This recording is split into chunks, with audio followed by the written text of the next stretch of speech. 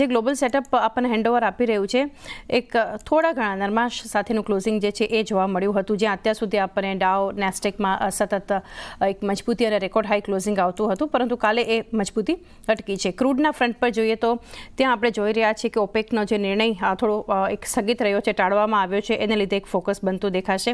આ બધા વચ્ચે જે હેન્ડઓવર મળી રહ્યું છે ગ્લોબલ ફ્રન્ટથી, ગ્લોબલ માર્કેટ્સ તરફથી, એને તમે કઈ રીતે જોઈ રહ્યા છો? ગ્લોબલ માર્કેટ એક રેલી ઓલરેડી થઈ ગઈ છે, 2-4 દિવસ કન્ટિન્યુઅસ રેલી થઈ ગઈ, અત્યારે એક નરમાશ આવી છે. તો એક્સપેક્ટેડ થી એક પ્રોફિટ બુકિંગના એક રેન્જ બાઉન્ડ કારોબારની તો ગ્લોબલ સંકેતથી જ્યાદા પ્રોબ્લેમ નથી, પણ છોટી મોટી નરમાશ તો ગ્લોબલ માર્કેટમાં છે. તો આપણે માર્કેટમાં બી આરબીઆઈ પોલિસી બાદને અગર કોઈ પોલિસી અગર જે પોઝિટિવ લાગી રહ્યો છે તે રીતે ના આવે તો છોટી મોટી નરમાશ આપણે બજારમાં બી જોઈ શકે છે. ઓકે, એક વ્યૂ જોઈ રહ્યા છે. હાલ કોઈ વધારે નેગેટિવ સેટઅપ નથી જોઈ રહ્યા. યુએસ માર્કેટમાં ગઈકાલે લગભગ આપણે જોયું 5% આસપાસના ઘટાડા સાથેનું ક્લોઝિંગ જે છે એ જોવા મળ્યું છે, અને યુરોપિયન માર્કેટ પરંતુ મજબૂત છે. કેક ટેક્સ અને ફુટ્સી તમે જોઈ રહ્યા છો. ત્યારબાદ મહેશજી એક વ્યૂ લઈએ એફઆઈએસ અને ડીઆઈએસના ફિગર્સ પર, ખાસ કરીને કારણ કે જે રીતે જોઈ રહ્યા છીએ આપણે આ સપ્તાહથી જે એફઆઈએસ ફરી કેશ સેગમેન્ટમાં પોઝિટિવ થયા છે. 8,540 કરોડની એમને ખરીદદારી કરી છે એફઆઈએસે, પરંતુ સામે જોવાનું એ છે કે ડીઆઈએસની વેચવાલી પણ વધતી દેખાડી રહી છે, અને 2,303 કરોડની એમના દ્વારા વેચવાલી જે છે કેશ સેગમેન્ટમાં થઈ છે. બીજું પોઝિટિવ એફઆઈએસ તરફથી કેશ તો છે જ, પરંતુ વાયદા કારોબારમાં પણ એક મજબૂત ખરીદારી જોઈ રહ્યા છે. ઇન્ડેક્સમાં 2,411 કરોડ ખરીદ્યા છે. સ્ટોક ફ્યુચર્સમાં પણ 6,825 કરોડની એમણે ખરીદદારી કરી છે. આ બધા ફિગર્સ માટે એક વ્યૂ લઈએ. એફઆઈએસ અને ડીઆઈએસના નંબર્સ કઈ રીતે જોઈ રહ્યા છો?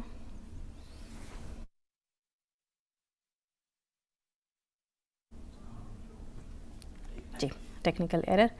ફરી કનેક્ટ કરીશું એમની સાથે, પરંતુ ખાસ જે રીતે આપણે જોઈ રહ્યા છીએ કે એફઆઈએસ તરફથી તો ખરીદદારી છે. મહેશજી, કઈ રીતે તમે આ ફિગર્સ જોઈ રહ્યા છો? વ્યૂ લઈએ એફઆઈએસ ડીઆઈએસ પર. નોર્મલી આપણે એક એફઆઈની શોર્ટ કવરિંગની એક્સપેક્ટેડ થી કે નિફ્ટી અગર 24,600 ને ઉપર અગર આવે તો એફઆઈની શોર્ટ કવરિંગ આવશે, પણ તમે કાલ જો તો એક સારી બાઇંગ એફઆઈની આવી હતી કેશમાં, તો એફઆઈની બાઇંગ કન્ટિન્યુ રહેવાની ઉમ્મીદ છે, કારણ કે અત્યારે ઓલ નેગેટિવ ફેક્ટર કન્ટિન્યુ થઈ ગયા છે.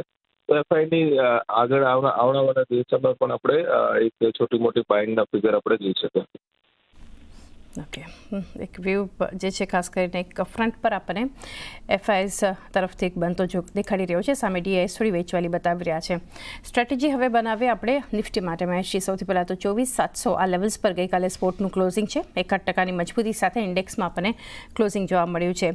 ત્યારબાદ જોઈએ કોલ રાઇટર્સ અને પુટ રાઇટર્સનો ઝોન, જે અહીંયાથી નિફ્ટી માટે આપણને એક્ટિવ દેખાયો હતો 24,800, 24,900 અને 25,000ની સ્ટ્રાઇક પર. તો નીચેની તરફ 24,700, 600, 24,500 મહત્વની સ્ટ્રાઇક.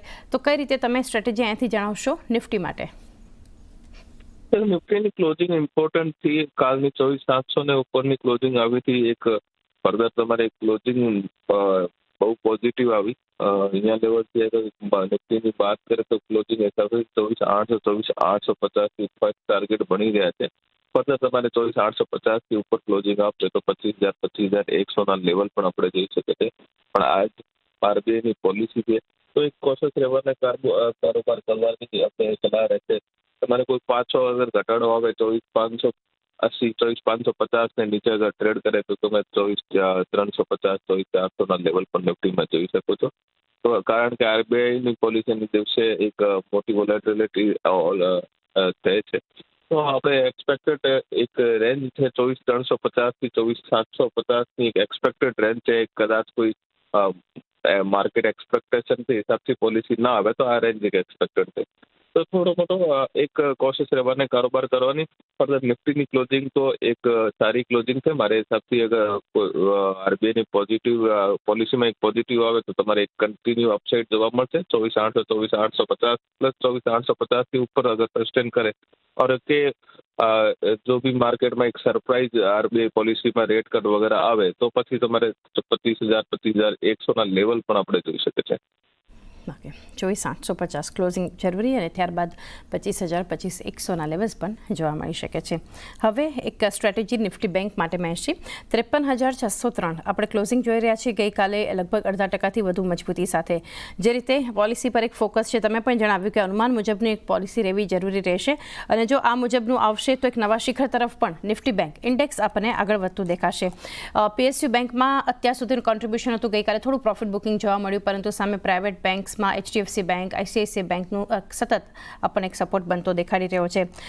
કોલ રાઇટર્સ અને પુટ રાઇટર્સના ડેટા પણ જોઈ લઈએ નિફ્ટી બેંક માટે, તો ત્યાં આપણે જે સ્ટ્રાઇક મહત્વની કોલ રાઇટર્સ માટેની હતી એ 53,800 ઉપર, ત્યારબાદ જુઓ 54,000, 54,200 પર અને નીચેની તરફ 53,500, 53,400, 53,200 ઉપર આપણને એક પુટ રાઇટર્સનો ઝોન જોવા મળ્યો હતો. તો હવે સ્ટ્રેટેજી કઈ રીતે લેવલ્સ ધ્યાનમાં રાખવા જોઈએ અહીંયાથી નિફ્ટી બેંક પર?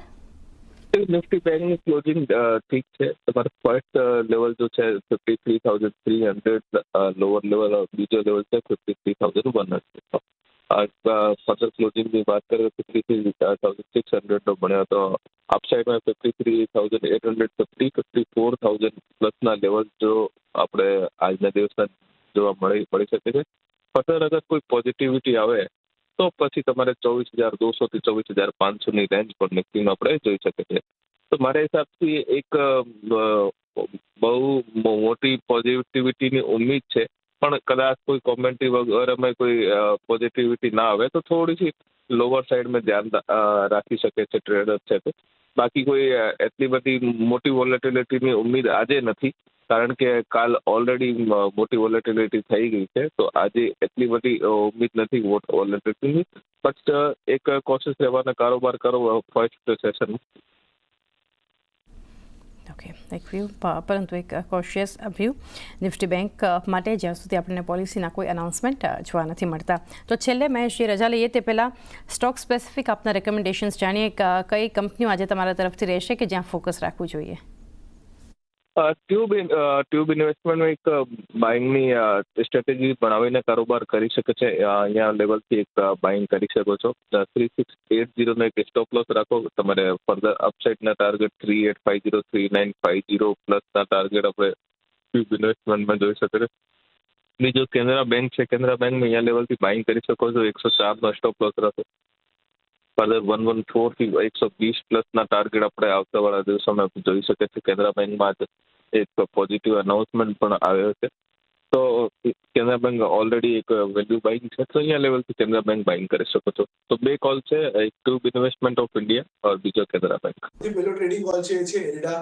એરડાને અગર આપણે જોઈએ તો બોટમ એન્ડ પર આપણે falling veg sort of formation form થઈ હતી, જેનું બ્રેકઆઉટ આપણે રિસેન્ટલી બનતું જોવા મળ્યું હતું. છેલ્લા 2-3 દિવસથી જે રીતના વોલ્યુમ જનરેટ થઈ રહ્યા છે, જે ઇન્ડિકેશન આપી રહ્યું છે કે પાર્ટિસિપન્ટ્સ અહીંયા થોડા અટ્રેક્ટિવ છે આ કાઉન્ટરને લઈને, અને અહીંયાથી જે રીતના બ્રેકઆઉટ આવ્યું છે અને સ્ટોક જે રીતના મૂવ કરવાનો સ્ટાર્ટ કરી રહ્યો છે પોઝિટિવ સાઈડ પર, એ રીતના જોતા લાગી રહ્યું છે કે પોઝિટિવિટી આપણને કન્ટિન્યુ થવાના ચાન્સીસ વધારે છે.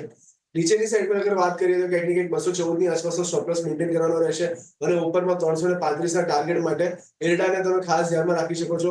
સેકન્ડ જે કાઉન્ટર છે એ છે ICICI બેંક.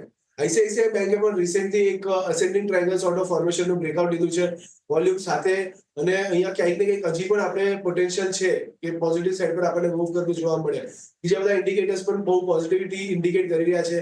EMS ને સપોર્ટ લઈને આપણને ચાલતો જોવા મળ્યો છે. તો ઘણા બધા ફેક્ટર્સ છે જે ઇન્ડિકેશન આપી રહ્યા છે કે આપણને ICICI બેંકમાં જે મોમેન્ટમ છે, બુલિશ મોમેન્ટમ, એ કન્ટિન્યુ થતું જોવા મળી શકે.